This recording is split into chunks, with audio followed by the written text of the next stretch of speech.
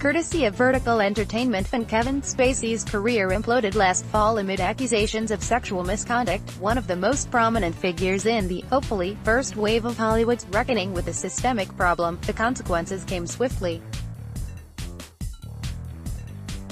He was fired from his hit Netflix series, House of Cards. A Gore Vidal biopic for the streaming service that had already wrapped filming was dumped, and, of course, he was removed from his supporting role as J.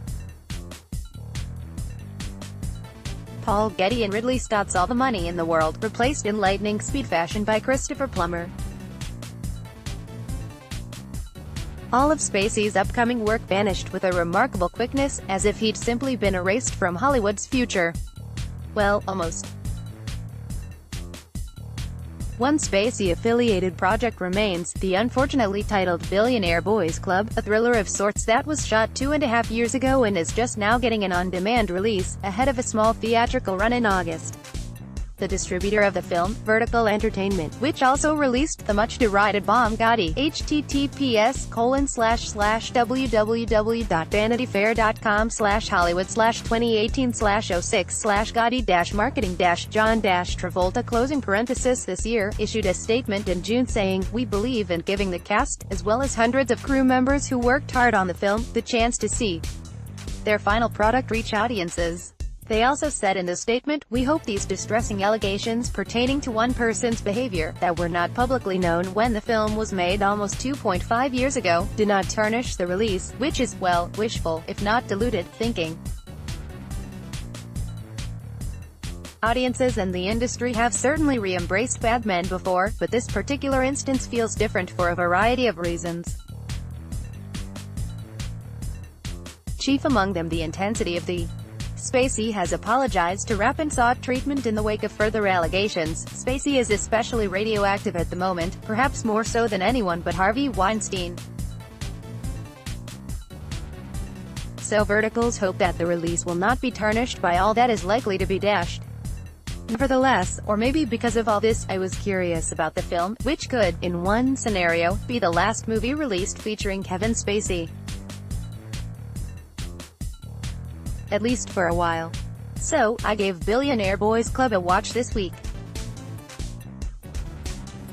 Spacey plays Ron Levin, a flashy moneyman who throws some money at the titular investment club, a real-life group of Beverly Hills slicksters, and one aspirant from the Valley, who ran a Ponzi scheme in the 1980s and later murdered Levin and one member's father. So it's Spacey spending a lot of time with young actors like his Baby Driver co-star Ansel Elgort, Kingsman's Taron Egerton, and Mamma Mia! Here We Go Again's Jeremy Irvine. Just a room full of pretty young men, and now disgraced Kevin Spacey. Already an uncomfortable situation. One scene in particular is so unfortunate, given everything that's been suggested about Spacey's personal life, that I'm shocked it wasn't cut. Elgort and Egerton's characters are at a restaurant, maybe it's Mr. Chow? I don't remember, and they see Levin, again, played by Spacey, at a table dining with none other than Andy Warhol. Oh, and two beautiful, wordless fellows of the Dior model, Troye Sivan music video for Vidal. Previous to this scene, Spacey has not been playing Levin as Queenie, and isn't really elsewhere in the movie. Here he does, and I mean does. Levin and Warhol, who is played by a completely unrecognizable, and not in a good way, Carrie Elwes, coo and purr at Elgort and Egerton, especially Elgort, in notes of gay menace and Levin's suddenly swanning voice. The scene reaches its ugly peak when Warhol and Levin make a body innuendo about deli meat that seems so beneath Andy Warhol's level of intellect that I almost half believe he really said it. Doesn't Egerton's character witlessly responds when asked if he likes salami. It's an intensely strange and bad scene, one that I think would play that way even without the real-world Spacey stuff reflecting hideously on it. So would the rest of the movie, honestly. Though director James Cox covered crime in 1980s LA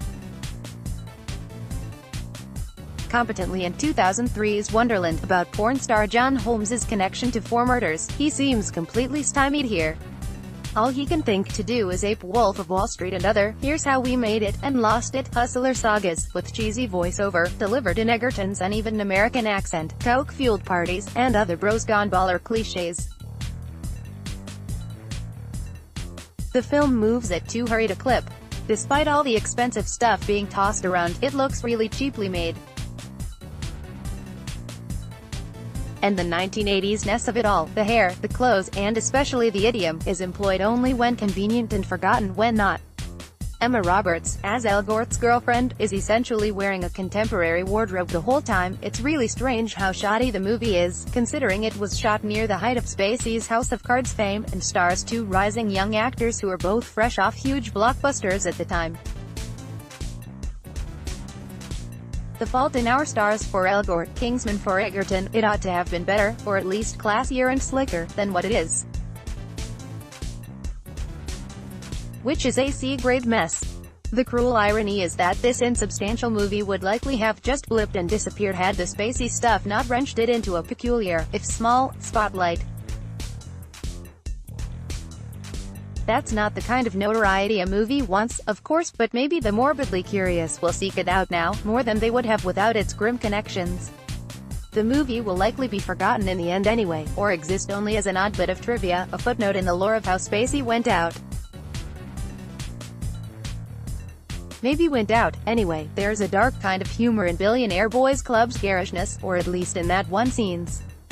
But watching it is mostly just depressing, seeing Levin so smug and leering, thinking he'll just keep getting away with it, as he has for years. Get Vanity Fair's HWD newsletter, sign up for essential industry and award news from Hollywood.